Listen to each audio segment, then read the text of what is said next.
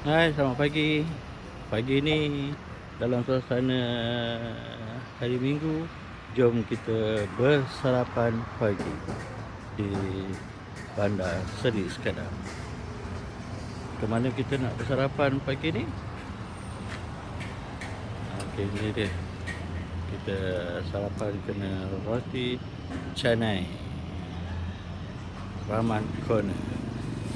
Jom ikut saya kita sarapan.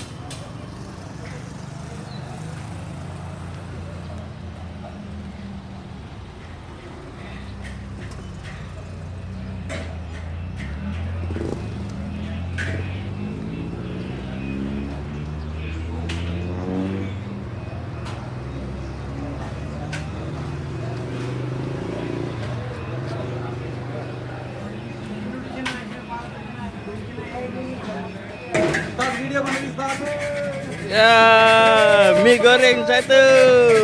Siap. Rahman Corner, mari. Mi goreng satu.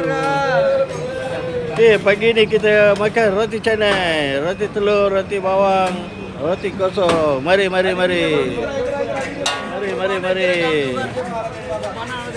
Panas. Mari makan. Mari makan. Ya, mi goreng. Maggi goreng, nasi goreng, bihun goreng, kutia goreng. Semua ada. Mari. Mana, hajar lah. Mari.